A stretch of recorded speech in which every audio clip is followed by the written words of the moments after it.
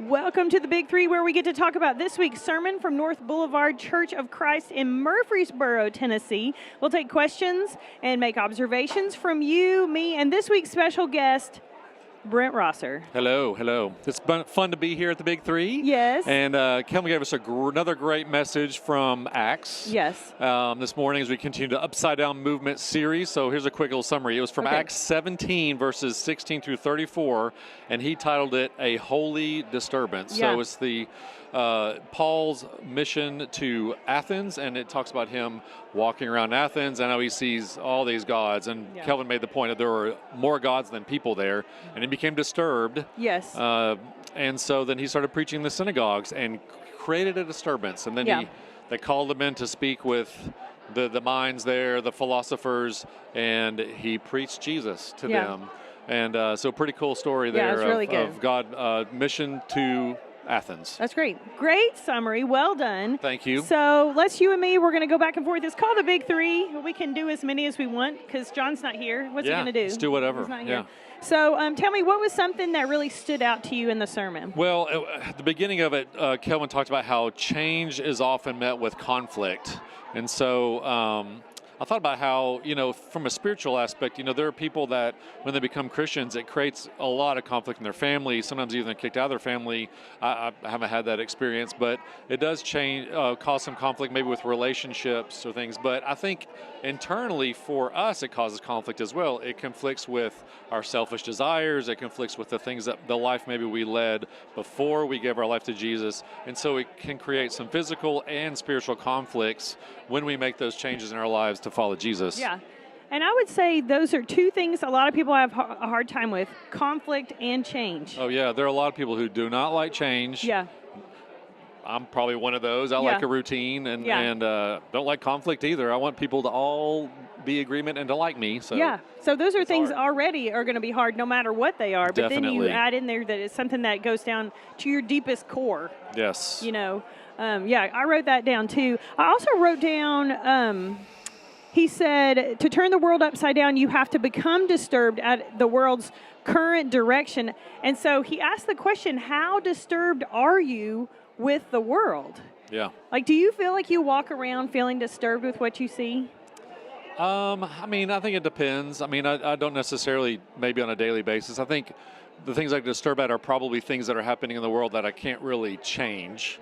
Wars and things like that, but I should probably be more disturbed with, I guess, people who don't know Jesus and haven't given their lives to Jesus, things that I can maybe influence. And so I probably should be more disturbed with that. Well, you think about, like, if you put a big circle around yourself, and when things get past that little circle and they get into, like if you're disturbed with the world and you think, I wish people weren't like this and this, and then if those things start to influence your own kids or your family members who turn away from God because of it, then you feel it. I feel it more.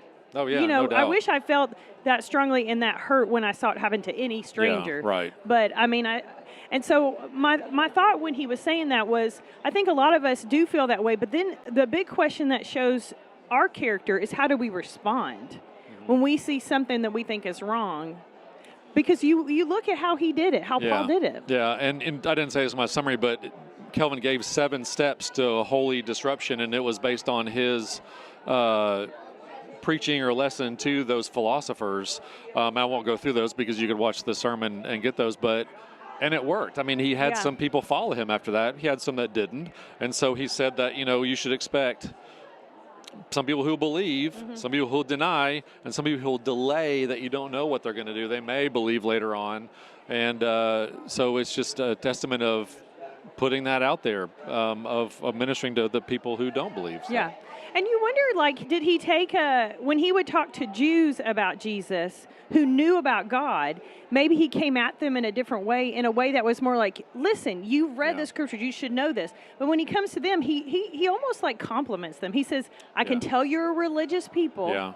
He comes at them in an almost complimentary way to get their attention and to open it up. So he uses different tactics with different groups. Oh, absolutely, yeah. And I think you could see that in how Paul and the other apostles ministered to people, that they met those people where they are. And so you can't blanket have this is exactly how everybody's going to respond. So I'm going to minister to them the exact same way. You have to adjust to their belief system. So and I feel like you have to know people to be able to know how to do that, but then you also have to really rely on the Holy Spirit. It's about relationships. Yeah. Okay, before we finish, I'm going to ask you a question. You teach a Sunday school class of 9th graders. Mm-hmm. You have a 7th grader who lives in your house, who I also do. lives in my house because we live in the same house. And we've raised teens and stuff like that. So we're thinking about teenagers. You see them in your practice where you're a pediatrician. It's specifically for teens, and we're talking about the Landing, this new group with Celebrate Recovery, thinking a lot about teens. What are the idols of today that are after the hearts and desires and worship of teens? What do you think? I think they desire to be accepted, to be liked, and I think that is with relationships, but also on social media, all those likes that they get. And so their persona oftentimes is what they present to the world, which may or may not be accurate. And there's a lot of comparisons. It's so easy to compare, and we do this as adults, compare yourself to others and feel like you're not worthy because you see all these other people and how they are on social media. And so I think that they, in a way, worship acceptance. And that creates, unfortunately, a lot of anxiety and a lot of self-worth problems. And I don't think that's anything new. I just think it's heightened right now. Because of social media. Yes. And it's like everything else. The antidote to all of it is Jesus. Absolutely. I think you and I, we like TV. We watch TV. And there's so many times we're watching it, and it's not a Christian program or religious program, but we'd just think, oh, my goodness, that woman needs Jesus. She Absolutely, needs Jesus so bad. That's Mm-hmm. the answer to everything. It is. That's the answer to everything.